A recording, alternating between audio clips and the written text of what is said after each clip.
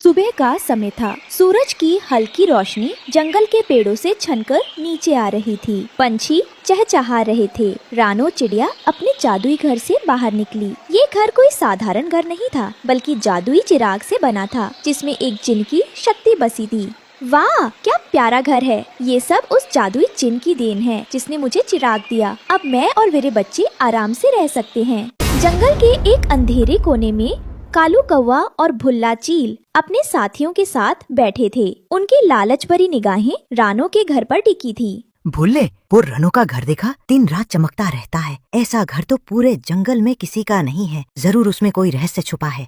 हाँ कालू, सुना है वो घर जादुई चिराग से बना है और उस चिराग में जिन की ताकत बसी है। अगर वो चिराग हमें मिल जाए तो हम पूरे जंगल पर राज कर सकते हैं। अरे सच कह रहे हो? जादुई चिराग? मैंने तो बस इतना सुना था कि घर में रोशनी है, लेकिन अगर सच में जिन है तो सोचो हम कितने ताकतवर हो जाएंगे।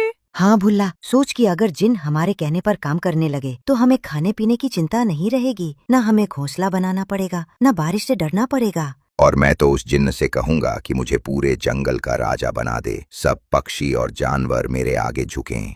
हाँ, और मैं उससे कहूँगा कि मेरे लिए सोने के दाने गिरा दे, ताकि मैं रोज खाऊं और मौज करूं। तो तय हो गया, हमें वो चिराग चाहिए। लेकिन रानो सीधी सादी नहीं है। तो क्या हुआ, पहले हम चालाकी से कोशिश करेंगे। अगर ना मिली तो जबरदस्ती करेंगे। लेकिन याद रखना, अगर सच में जिन है तो वो हमारी चाल पहचान सकता है। हमें दिमाग लगाना होगा। दिमाग लगाना, ये तो हमारी सबसे बड़ी ताकत है। रानो को पता भी नहीं चलेगा कि कब उसका चिराग हमारे पंजों में होगा। रानो अपने घर को साफ कर रही थी। तभी उसके दोस्त हरियाली तोती और मिट्ठू तोता आए।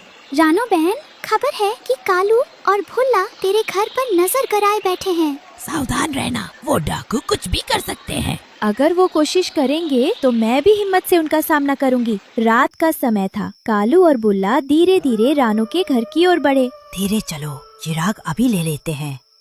हाँ, रानो तो सो रही होगी। जैसे ही कालू ने घर में घुसने की कोशिश की, अचानक घर चमकने लगा। जादुई रोशनी ने उन्हें बाहर फेंक दिया। डाकुओं, ये घर साधारण नहीं है। जिन की शक्ति मेरी रक्षा करती है।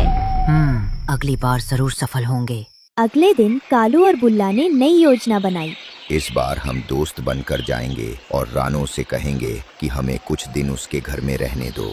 कालू और बुल्ला मीठे स्वर में रानो से मिले। रानो बहन, बारिश में हमारा घर टूट गया, क्या हमें कुछ दिन अपने घर में जगह दोगी? ठीक है, लेकिन कोई चालाकी मत करना। रात में कालू ने चुपके से चिराग उठाने की कोशिश की। तभी हरियाली तोती और मिट्टू तोता आ गए। रुक जा कालू, चोरी मत कर। रानो संभल जा, ये धोखेबाज हैं। तुम दोनों मेरे भरोसे का फायदा उठा रहे थे। रानो ने उन्हें घर से बाहर निकाल दिया। अब कालू और भुल्ला बहुत गुस्से में थे। अब सीधा हमला करेंगे, चाहे जैसे भी हो, चिराग हम छीनेंगे। रात को भारी तूफान में कालू और भुल्ला अपने सभी साथियों के साथ आए और अचानक हमला कर दिया और शोर मच गया। डाकू चिराग उठाकर भाग गए। मेरा जादुई चिराग, मेरा घर सब छीन लिया। रानो, हाय मत मानो, तू बहादुर है, हम सब तेरे साथ हैं। हाँ, मैं कोशिश करूंगी और अपना चिराग वापस लाऊंगी। रानो अकेले कालू के ठिकाने पर गई। उसने चिराग पकड़ने की कोशिश की, लेकिन कालू ने जाल डालकर उसे भगा दिया। नन्ही चिड़िया, तू मेरा क्या बिगाड़ लेगी? गली पार रानो ने हरियाली तोती और मिट्ठू को साथ लिया। उन्होंने रात में चोरी छिपे चिराग उठाने की कोशिश की, लेकिन भुल्ला ने देख लिया और सबको खदेड़ दिया। भाग जाओ, ये चिराग हमारा है। रानो हार मानने वाली नहीं थी। उसने अपने दोस्तों के साथ बैठकर योजना बनाई। इस बार हम चालाकी से काम लेंगे। कालू और भुल्ला की ताकत से नहीं, दिमाग से जीतेंगे। कालू और भुल्ला अपने ठिकाने पर चिराग की रोशनी में जश्न मना रहे थे। अब ये चिराग हमेशा हमारा रहेगा। रानो और उसके दोस्त चुपके से पहुँचे। हरियाली तोती ने जोर से गाना गाना शुरू किया ताकि डाकू ध्यान भटकाए।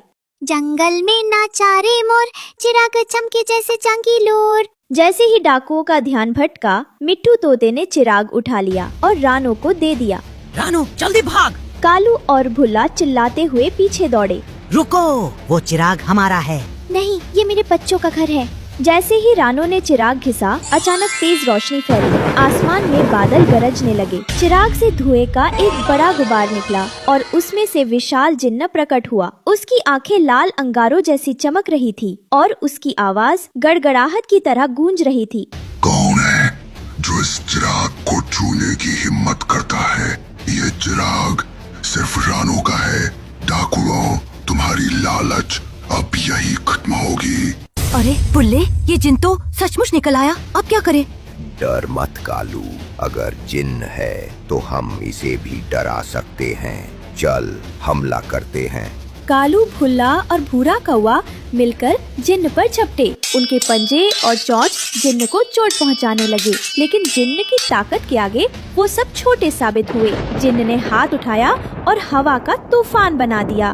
छोटे पंछियों, मेरी शक्ति से खेलोगे तो परिणाम भुगतोगे।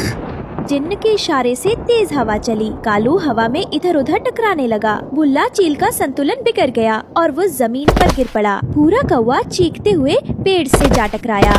बस करो जिन, हमें माफ कर दो, हम लालच में आ गए थे। हम वादा करते हैं दोबारा कभी चोरी नहीं करेंगे। कृपा करो, हमें छोड़ दो जिन्न बाबा। नहीं, तुम तीनों ने बार बार चालाकी और धोखा किया। तुम्हारी सजा यही है कि अब तुम आजाद आसमान में नहीं उड़ सकोगे। जिन्न ने अपने हाथों से जादुई आग का घेरा बनाया। वो घेरा कालू, भुल्ला और भूरा कौवे को चारों तरफ से घेरने लगा और धीरे धीरे सिमटकर एक चमकती हुई बोतल में बदल गया। अब से तुम तीनों इस जादुई बोतल में कैद रहोगे। जब तक दुनिया है तुम बाहर नहीं निकल सकोगे। बोतल जमीन पर रखी थी और उसके अंदर से कालू, भुल्ला और भूरा कौवे की दबती हुई आवाजें सुनाई दे रही थीं। रानो ने चैन की सांस ली। धन्यवाद जिन्न बाबा, आपने मेरा घर और मेरा चिराग बचा लिया। अब जंगल फिर से सुरक्षित है। रानो, तुम्हारी सच्चाई और हिम्मत ही तुम्हारी असली ताकत है। इस चिराग की रक्षा करती रहना और याद रखना, लालच करने वाले हमेशा हारते हैं। इस तरह डाकू पक्षी हमेशा हमेशा के लिए जादुई बोतल में कैद हो गए। जंगल में शांति लौट आई और रानो अपने जादुई घर में चैन से रहने लगी।